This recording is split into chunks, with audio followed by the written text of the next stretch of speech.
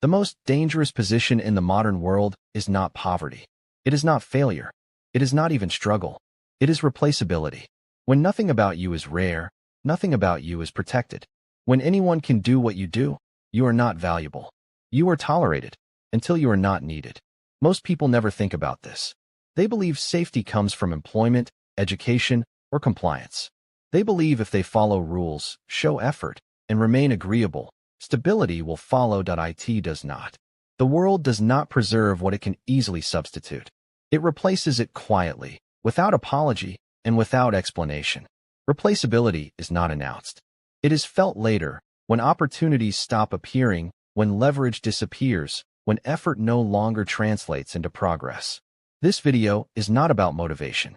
It is not about optimism.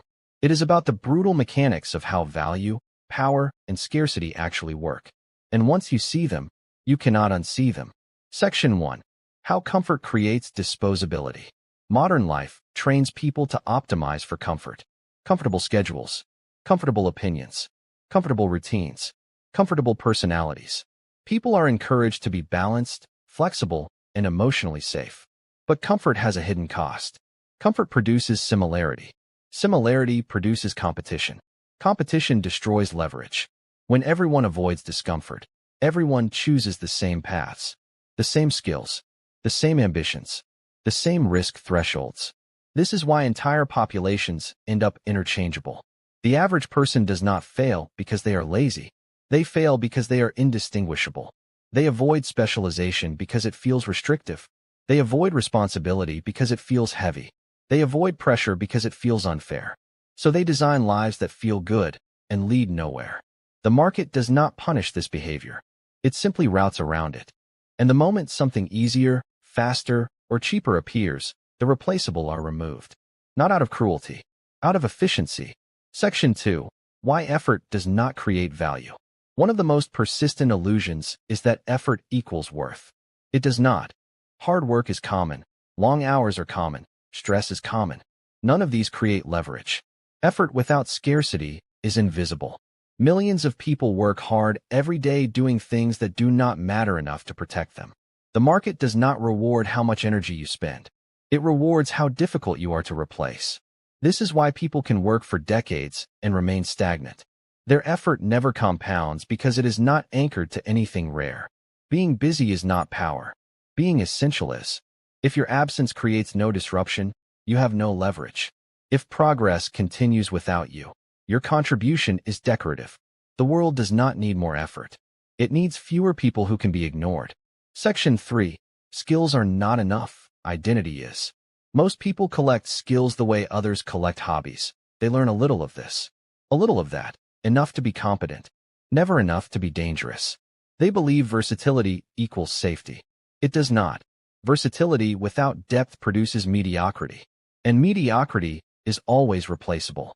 Power does not come from knowing many things. It comes from being known for one thing. The powerful individual is associated with a specific outcome, a specific problem. A specific domain. When people think of that outcome, they think of him. This level of association requires repetition, monotony, boredom, long periods where nothing exciting happens. That is why most people never reach it. Depth is lonely. Depth is repetitive. Depth offers no early applause, but depth creates gravity. And gravity attracts opportunity without permission. Section 4. Emotional fragility as a liability. The modern world treats emotional discomfort as harm. Criticism is framed as trauma. Pressure is framed as abuse. Expectation is framed as exploitation.